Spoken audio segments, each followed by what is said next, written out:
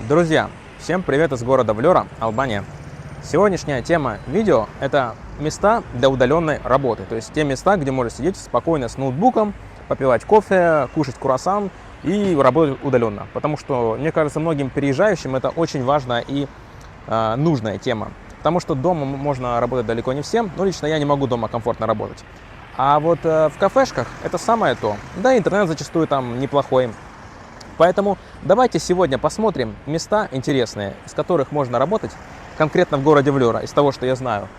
И я хотел бы услышать ваше мнение, что вы на этот счет думаете. Конечно же, ставьте лайк, если понравилось видео, подписывайтесь, будет еще много других интересных видео. Поехали! Итак, друзья, мы находимся на Центральном бульваре. Одно из мест, где, мне кажется, можно удобно работать, я считаю, это вот Софи кафе. То есть вполне комфортно, хорошо, напитки. Единственное, что я там розеток не видел, то есть с розетками какая-то беда. Но Wi-Fi есть, неплохой, хороший, кофе вкусное. Пойдем дальше смотреть, что к чему. Итак, мы прибыли на второе место, которое находится недалеко от Лонгомары, на так называемом круге. Здесь у нас висит албанский флаг, очень такое известное место встречи местных. Вот, кафе называется Мулири.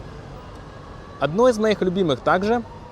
Причем в этом кафе, ребята, можно найти книжки на русском языке, там на полочке стоят. То есть это одно из интереснейших мест в этом плане. Кофе неплохое, Wi-Fi есть, все хорошо. А розеток, по-моему, тоже беда с ними. По-моему, их тоже нет. Но, тем не менее, хорошее место. Поехали дальше. Третье место, ребята, это мой любимый Моншери. Честно говоря, это мое любимое место, потому что там есть и столы, и розетки, и Wi-Fi. И вообще там очень хорошо. Ну, по поводу напитков, да, бывают не самого лучшего качества американо, но все равно нормально. Закуски, все тоже есть. Итак, мы выезжаем на саму набережную. Здесь очень красиво, хорошо. Пальмочки высажены. И если вы хотите арендовать жилье для отдыха на пляже, то, мне кажется, да, Лонгомара это один из лучших вариантов.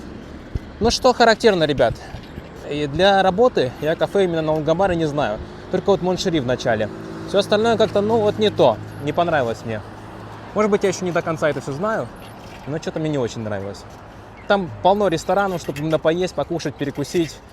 Но почему-то для работы, вот я не знаю, я не нашел ничего такого интересного.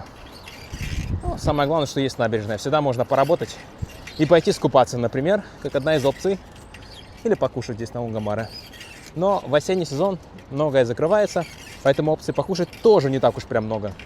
Так что имейте это в виду по приезду. А вообще у нас красиво. И даже уже почти ноябрь, а тепло, и я хожу в майке. Представьте себе.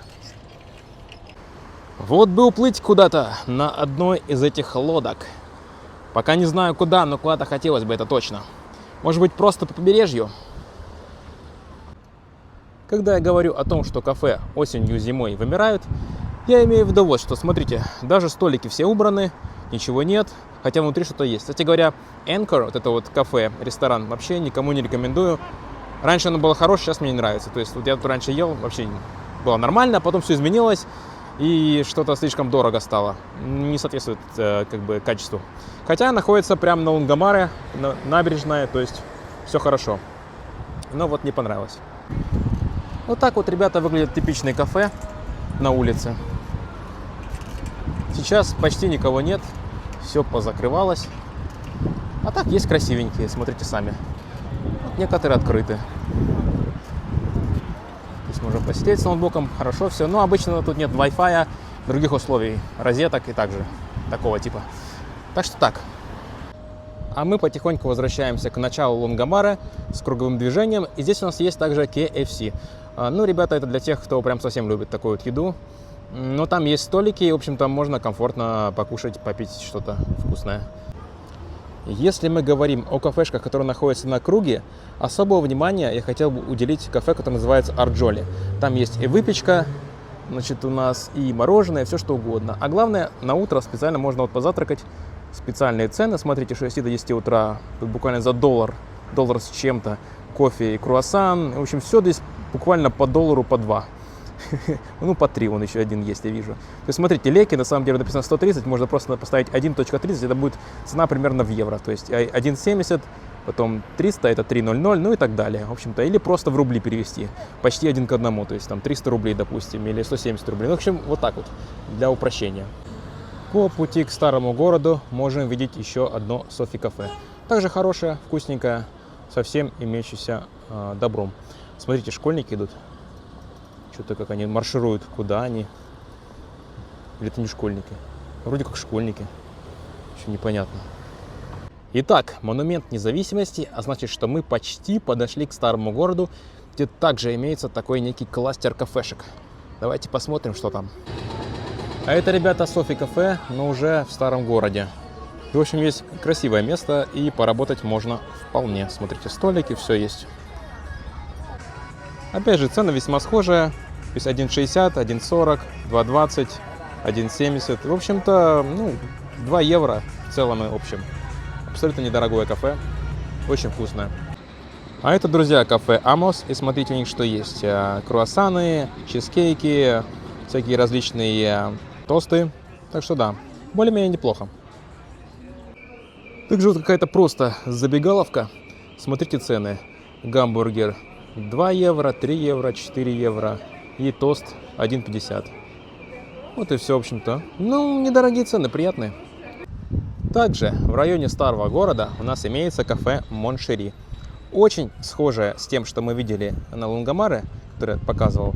Но здесь нет розеток, оно поменьше, и столов тоже нет таких комфортных. То есть чисто кофе попить за столиком, хорошо, с ноутбуком можно посидеть, конечно, здесь вот, даже на летней веранде, но все равно не так комфортно, как на набережной. Плюс на набережной вообще приятно, хорошо, а здесь, просто город, просто старый город. Пристегну-ка я велосипед к столбу и пойду выпью кофе. Кстати, пристегивать вообще не обязательно, потому что, у меня ничего не воровали здесь. В принципе, пока что. Тьфу-тьфу. А собаки, кстати говоря, вот обратите внимание на животных в Албании. У него стоит такая штучка желтенькая, что означает, что он привит. Но на самом деле не знаю. У меня был не очень хороший опыт, потому что однажды собака меня укусила здесь в Албании. Но со мной ничего не случилось, прививки я тоже не ставил. Спустя год я жив, так что вот такие дела. Я рад.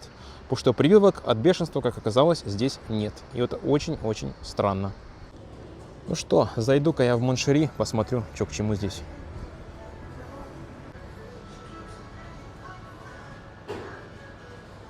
Я ошибся. Розетки здесь есть, смотрите. Даже в этом Моншери. Здорово. Кофе, который только что взял. Ребята, спасибо за просмотр. Целью этого видео было просто показать, что во Влёре есть места, где можно неплохо удаленно работать, а также вкусненько перекусить. Вот. И мне кажется, для цели удаленной работы Влёра подходит, в принципе, в общем и целом. Единственное, что если вы ищете какие-то коворкинг пространства, я бы не советовал рассматривать Влёру. Лучше посмотрите в сторону Тираны. Там имеются такие, да. Во Влёре я, по крайней мере, знаю одно. Опять же, в районе Круга, там, где магазин Нептун. И мне это все не нравится. То есть из того, что я видел, мне ничего не понравилось. А кафешки есть хорошие. Вот. Поэтому смотрите сами выбирайте для себя. Я хочу сказать, что Албания – это страна-конструктор, и каждый собирает из нее тот образ, который он хочет. Хочет найти себе места удаленной работы – он найдет. Не хочет – не найдет. Будет все казаться, тут не так, что-то, тут так, что-то какие-то проблемы будут. Захочет – сам организует подобное место. Не захочет – ничего не будет. Так что пока что это страна-конструктор. Помните, что здесь в основном все расчеты наличными производятся. То есть, так принято в целом и общем. Наличные деньги здесь в самом, так сказать, популярном обиходе. И даже евро можно свободно практически использовать для расчетов очень многих магазинов. Поэтому так. Албания страна развивающаяся, но потенциальная и интересная. И поэтому для диджитал-номадов, для айтишников, кочевников это хорошее направление, где можно жить, в принципе, за адекватные деньги. То есть $1000, $2000 в месяц вообще можно очень комфортно жить здесь. Спасибо за просмотр, всего хорошего и пока!